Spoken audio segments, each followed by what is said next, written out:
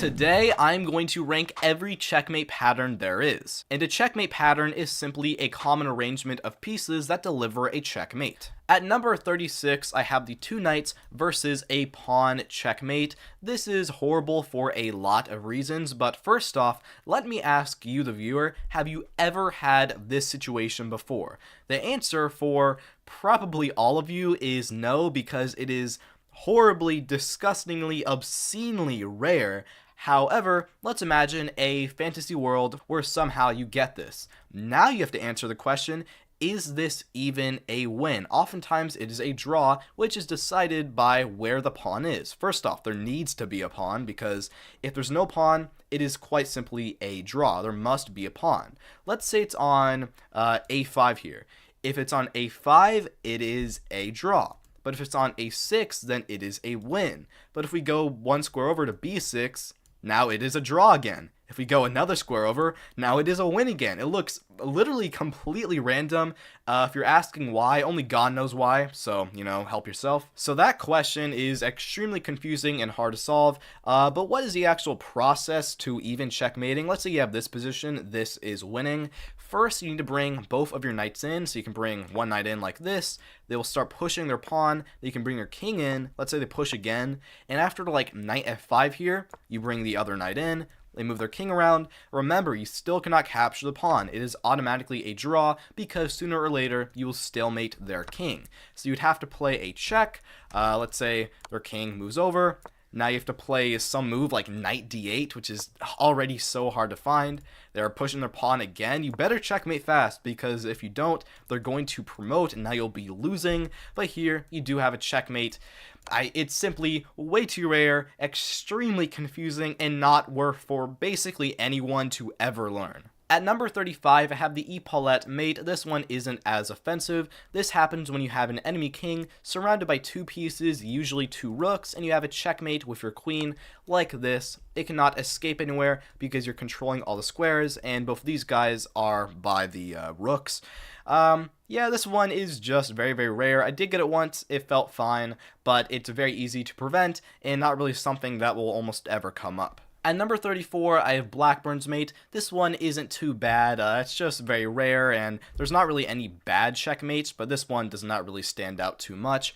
It's when you have a bishop, a knight, and another bishop in this combo, and you can play this check, which would be a checkmate, and all the pieces work together very nicely.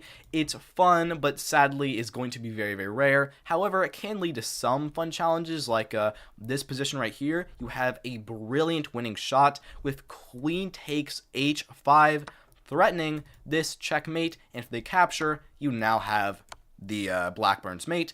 It can be fun sometimes, however, it's very rare, not very useful, and not something that will really come up a bunch. Number 33, I have the bishop and knight mate. This one suffers from the same problems as the two knights versus pawn.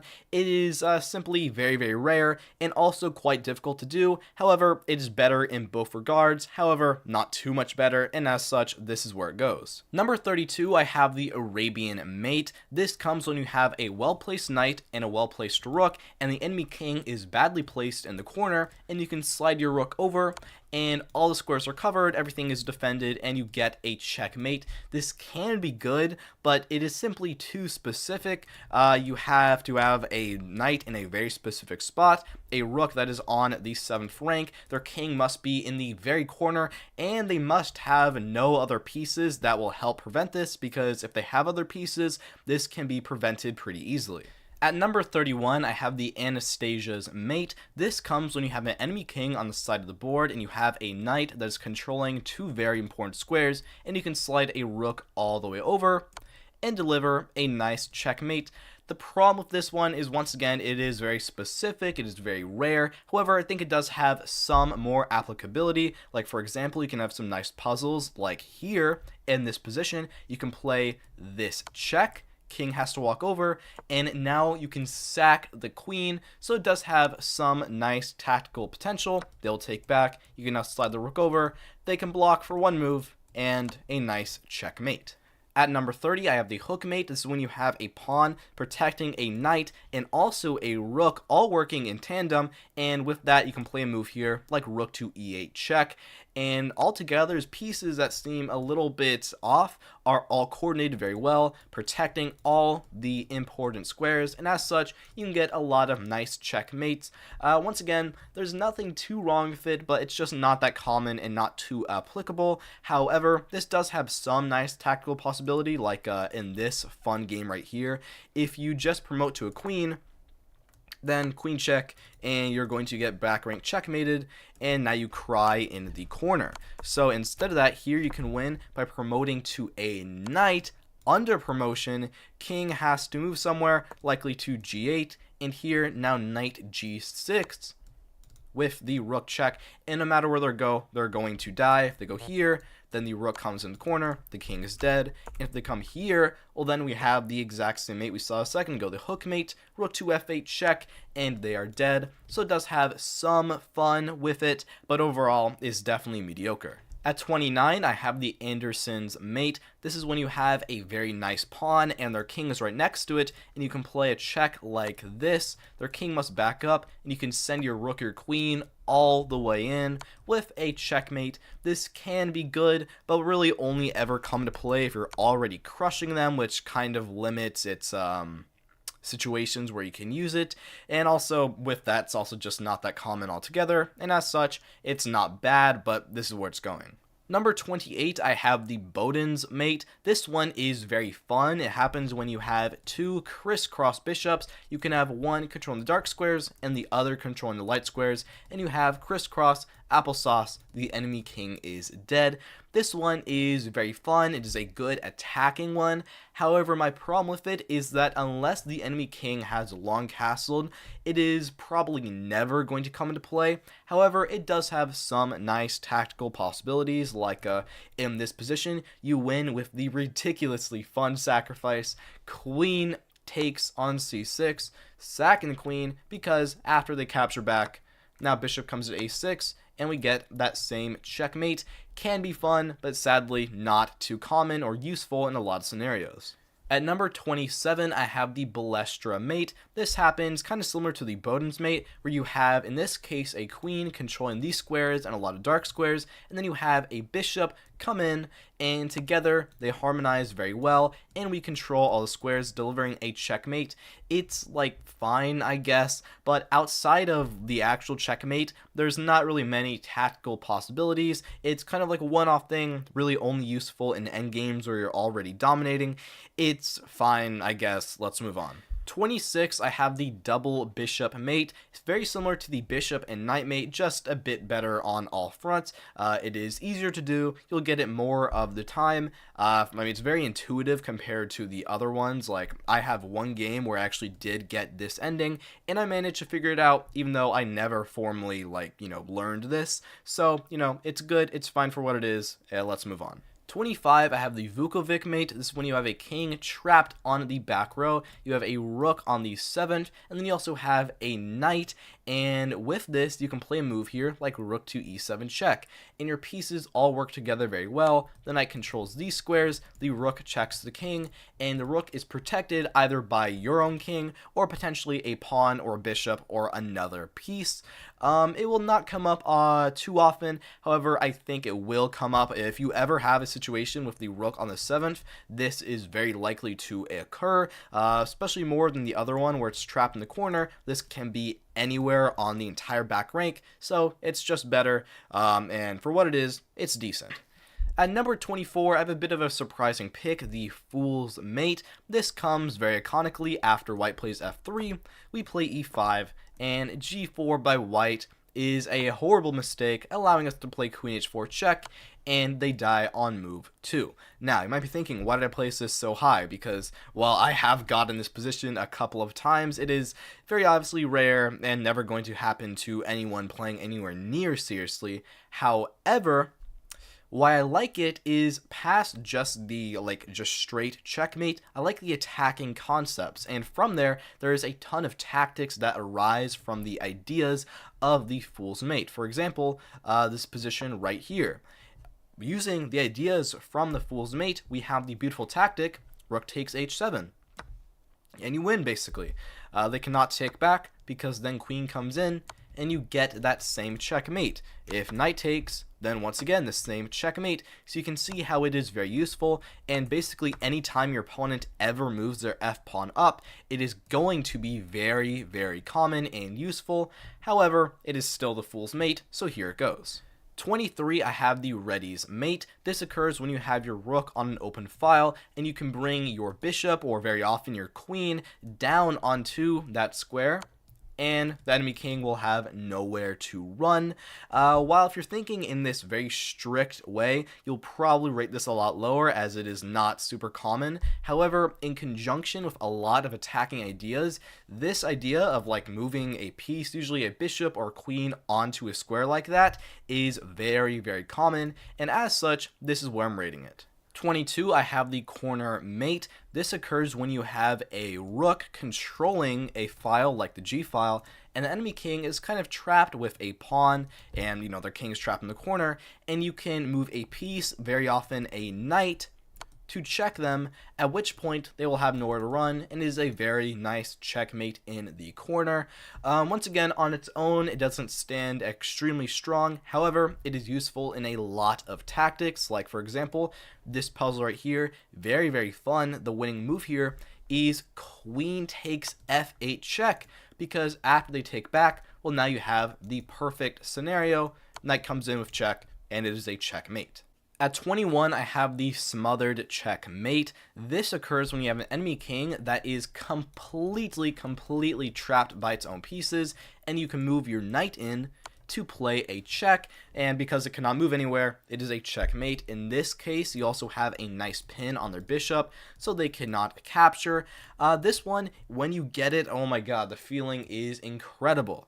The problem is when you get it. This is a very rare checkmate, and that is really its only flaw. If this was more common, it would be so awesome, but sadly, it is not. Number 20, I have the Pillsbury mate. This occurs when you have a fianchettoed bishop and their g-pawn is gone, which means it is looking straight into their position, and with that you can play a rook check. That is very often a checkmate because it cannot run anywhere. On its own, not too useful, but this one is much more a tactical possibility. It is useful in a lot of attacks, and sometimes it actually can stand on its own, like in this position. You have the beautiful win here. Rook takes g7 check, king walks over, but here a lot of people would play a move like rook takes f7, and see, well, we get this discovered check, so it works, right? But they could just take our bishop, and now we are the ones getting checkmated, and we cry in a corner all alone. Instead, here you can play the beautiful rook g8 check, double check, meaning they must capture the rook, and now we get the Pillsbury mate. Once again, you can see how it is very fun, but obviously it's not the strongest one here.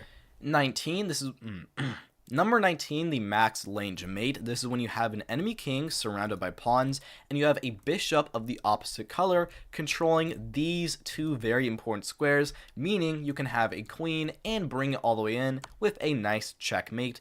There's not really anything wrong with this one, it's just a nice little pattern, but it does have some more complicated aspects to it, like this specific pattern I've gotten a couple of times. This is one here, the most natural thing, it looks like, is to move your queen in right away. However, they can run their king away, at which point they're actually going to end up winning. So instead here, you can play the bishop check first. That way, now you back up to f7, get the bishop into the best position here with the discovered check, and controlling g6, king moves, and queen drops in. I've done that a couple of times. It's nothing too special, it's just a nice little checkmate. Number 18, I have the opera mate. This is when you have an enemy king and you have a bishop and a rook looking at the same square. You can launch your rook all the way in with a nice checkmate. It's not extremely common, but it is a common enough and pretty good attacking concept, and checkmate that will happen a lot. But it is also very good because it will combine a lot in a lot of attacks. Like here, for example, you have a fantastic tactic to win from the very famous opera game, queen to b8 check. Point being, after they take back with the knight, well, here now you have that perfect setup. You can launch your rook all the way in, and from here you are doing great with the checkmate. Number 17, I have the Legal's Mate, coming from the Legal Trap, which you see right here, where we play knight takes on e5. The idea here being is that after they take our queen, we can now play bishop takes f7 check, king must walk up, and now knight to d5 check here, and we have beautiful harmony with 3 pieces, and the king literally cannot go anywhere. It is completely trapped, and that is a great checkmate. While not super common, it is a beautiful checkmate, and as such, this is where I'm rating it, and also the ideas actually come up more often than you think. At number 16, I have the Scholar's Mate. This is also known as the 4-move checkmate, where you get the bishop and the queen looking at the f7 pawn, and if black is not careful, you will get a very quick checkmate. Now, you might be thinking, isn't this really only useful to players under 1000 elo that are still playing the wayward queen attack? That is true, because g6 here, and it looks like all of our dreams are going away. But like I said, I'm not thinking about these just as the checkmate. I'm also thinking about the tactical ideas, and with the wayward queen attack, I'm not thinking just about that, I'm thinking about all of the Scholar's Mate, and there are so many situations where the bishop and the queen come out to attack the f7 pawn, where it is extremely useful and very good, and as such, this is where I'm rating the Scholar's Mate. Number 15, I have the Greco's Mate. This is when the enemy king is in the corner and you have a bishop peering directly into them, and you can move your rook onto the h-file or your queen and get a nice checkmate. There's nothing really wrong here, it's just a nice little pattern, and can also be compounded quite well into a lot of attacking ideas when their king is on the king side like this. For example, in this puzzle here, you are completely winning with the beautiful shot queen takes g6, because now this is extremely powerful, and if they capture back, we now have the Greco's Mate with the simple rook to h2, and we are completely winning. Number 14, I have the Blind Swine Mate. This occurs when you have 2 connected rooks on the 7th, meaning you can play this check, king has to walk over, you can play the other check, king must walk back, and they can bring the other rook in with this very nice 2-rook checkmate. It's a very fun pattern, and if you can get it in your game, it is so awesome. You're probably going to crush black almost always. My problem with it is that as you go higher in elo, like maybe let's say above 1600, people very rarely let you get the rooks onto the 7th rank, at which point this checkmate is going to be very, very, very rare for you to get. However, it is still a very strong thing. Number 13, I have the Damiano Mate. This is against a castled king. You have a pawn on g6, and you can send your own queen all the way in, and they cannot do anything. A very nice checkmate. The pawn covers the other escape square, and yeah, it's just a fun little combination, and it also has some nice tactics, like for example, in this position you have a beautiful way to win, that being rook to h1 check. King has to move over, you sack the rook, then you sack the other rook, because at the end of the day, now you can get your queen in with a nice checkmate. Number 12, I have the Railroad Mate. This happens when you have a rook and a queen, and you can kind of move them in a railroad, and you're like a train that goes along it by playing queen to f3 check. The king, because we're covering all this, must drop back. You can now play this check. The king must drop back. The queen now comes up once again. The king must drop back. You can now play the rook check, and you see how we move in the rail, and eventually we get to the checkmate. It's a fun pattern, very useful in endgames, but outside of it does not have a ton of practicality or use in tactics, but on its own still stands very strong. Number 11, I have the Swallowtail Mate. This is a queen and king checkmate, where you play a check, and these 2 squares are going to be covered either by your own pieces or likely their pieces, and you deliver a nice checkmate. I mean, nothing really to say to this one. It's going to be useful in a ton of attacks, and also on its own is quite nice. Entering the top 10, I have the Triangle Mate. This occurs when you have an enemy king. It has 1 pawn or some piece covering the square, meaning you can play a move here, queen check, with the rook as well. And with this, you are covering all of the squares, and you can mate them very, very easily. And this is very similar to the Railroad checkmate, but the idea here is that they cannot move back because it's covered. Very useful, very common. Let's move on. Number 9, I have the dovetail mate. Pretty simple. This one happens when you have an enemy king surrounded by two pieces, usually pawns, and here you can play a move like queen to f4 check. We form a dovetail foot pattern like so, and here the king would have nowhere to run, and you get a nice checkmate. I mean, it's very simple, it's very common, it is useful in so many attacks. Let's move on, it is great. Number 8, I have the lolly's mate. When the enemy has their pawns like this, and you can get your own pawn or potentially a bishop onto the f6 square, and then your queen comes in, and this is unstoppable. Normally this would go a bit lower, but this one in particular is very strong because once you get to this position, black is kind of dead. As in, even if it was black's turn here, it's white's, we can play the checkmate, but even if it was black's turn, they would have literally no way to actually stop us.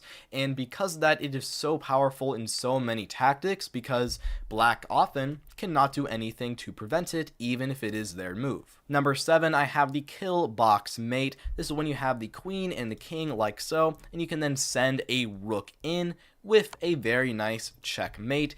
It's not super unique, but it comes up so often. It is extremely useful in so many endgames and so many attacks, and as such, it must go here. Number 6, I have a bit of a loose one. This is the H-file mate. This is when you have a position like this where you have a lot of pressure on the enemy king, and what you can do is you can sacrifice a piece most often to open up the H-file, or if it is already open, the idea here is that now if the open H-file, the amount of checkmates that will come from this is honestly just kind of insane, and after the king drops back, your queen can come in.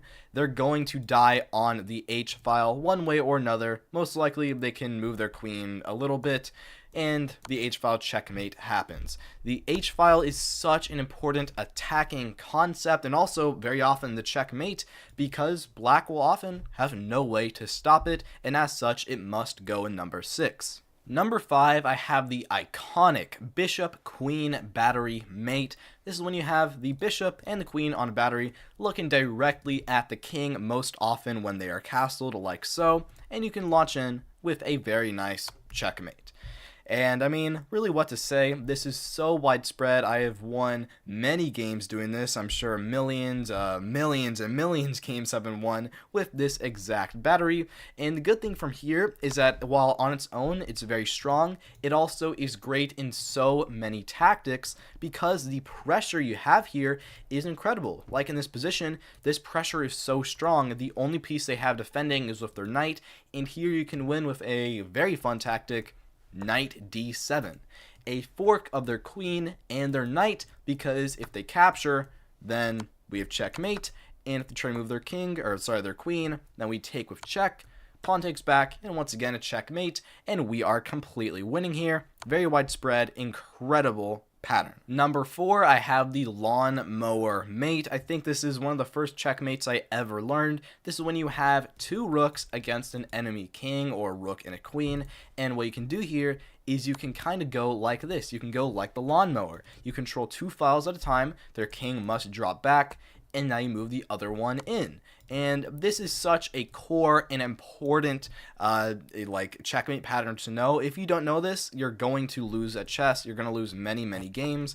They can run their king closer, and they cannot do anything, and they're going to lose eventually. This is extremely important in the endgame. While not super important in other aspects, it is so important in the endgame that it must go at number 4, and as such, it is just such an incredible tactic.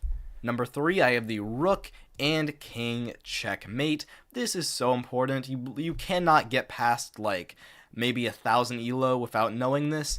I mean, the idea here is you can get your king in opposition with theirs, controlling all the squares, and then you can play rook with a check. They must back up, and from here you can keep on going, and the checkmate continues. Here you can play king d5. If they go back in opposition, once again, the check.